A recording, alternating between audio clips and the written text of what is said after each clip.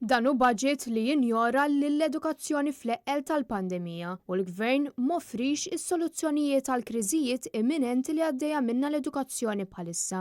Dan qalu l-kellim tal-Oppożizzjoni għall-Edukazzjoni Clyde Puli meta fil-Parlament tkellem dwar l-estimi tal-Ministru tal-Edukazzjoni. Clyde Puli fakkar li l-għalliema huma l-pilastru fl-edukazzjoni iżda dan il-budget ma jitkellem xejn dwar kif se jkunu attirati iktar żgħażagħ lejn din il-professjoni. Bl-għalliema qed jitilfu l-fiduċja għax hemm nuqqas ta' konsultazzjoni. Fid-daw ta' dan fi stqarrija l-MUT qalet li taqbel mal-Oppożizzjoni li waħda mill-problemi l-kbar fil-Ministeru għall-Edukazzjoni hi l-eżodu ta' ħaddiema u n-nuqqas kbir ta' nies fit-tmexxija tad-direttorati.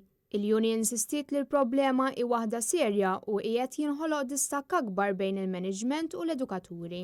Min-naħa tiegħu id-Deputat Nazzjonalista Robert Cutajar qal li l-Gvern qed juri nuqqas ta' impenn fl-isport, iż-żgħażagħ u l-volontarjat. Dwar iż-żgħażagħ Robert Cutajar qal li dawn huma l-preżent u l-futur bil-fatti u għall-Partit Nazzjonalista iż-żgħażagħ huma fiċ-ċentru tal-politika. Il-wib tal-Grupp Parlamentari Nazzjonalista ġibet l-attenzjoni wkoll għal fatt li fl-Università kien hemm food bank li 80 student għamel użu minnu. Dan ifisser li l-faqar fil-pajjiż hu preżenti anke fost iż-żgħażagħ.